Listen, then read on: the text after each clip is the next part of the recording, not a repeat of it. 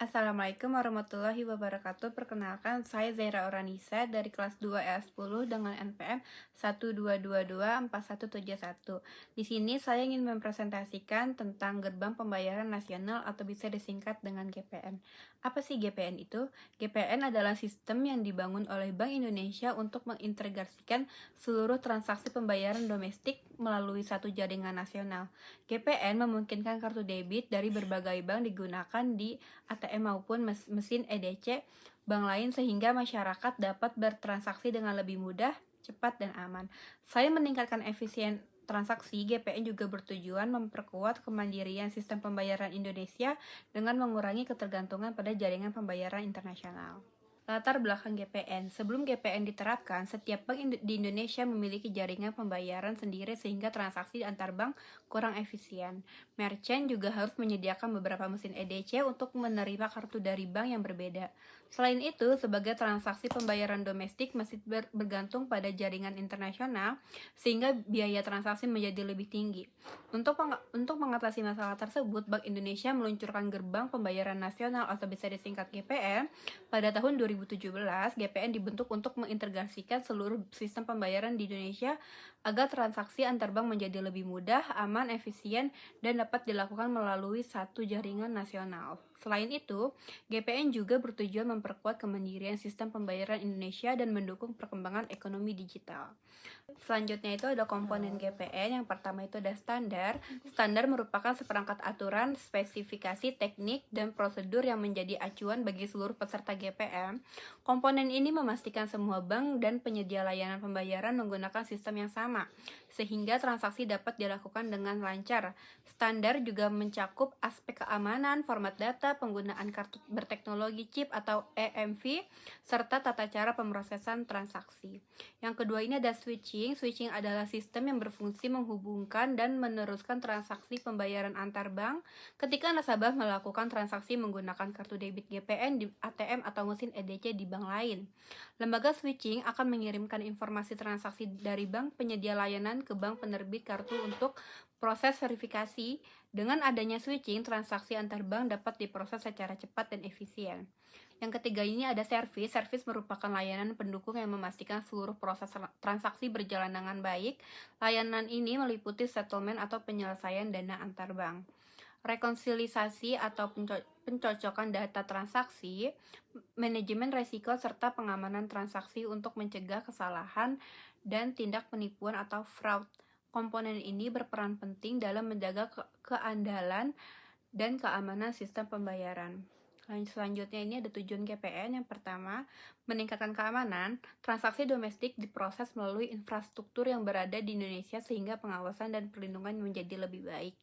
Yang kedua ini ada mewujudkan introkoneksi dan interoperabilitas.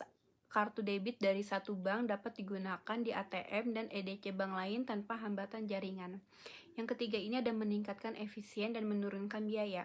Bank dan merchant tidak perlu membangun banyak jaringan terpisah sehingga biaya pemrosesan transaksi menjadi lebih rendah.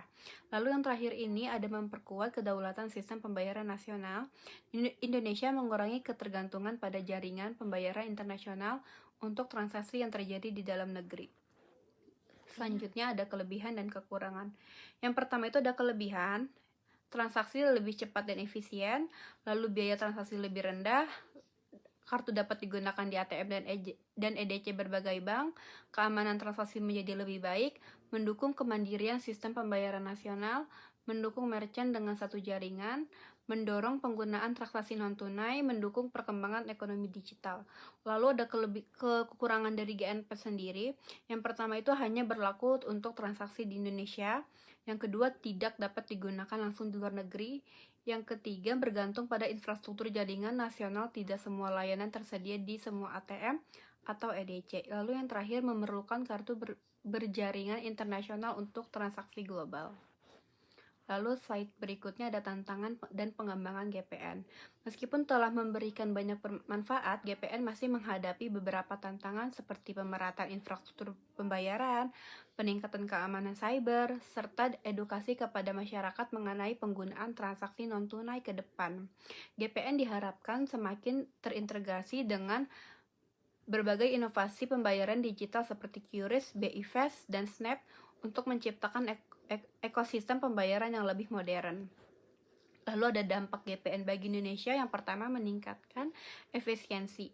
Transaksi antar bank menjadi lebih mudah, cepat, dan biaya pemrosesnya lebih rendah. Yang kedua, meningkatnya keamanan. Penggunaan teknologi chip dan standar keamanan GPN membuat transaksi lebih aman dari penyalahgunaan. Yang ketiga, mempermudah transaksi. Kartu debit GPN dapat digunakan di ATM dan mesin EDC berbagai bank di seluruh Indonesia. Lalu yang keempat, mendukung ekonomi digital.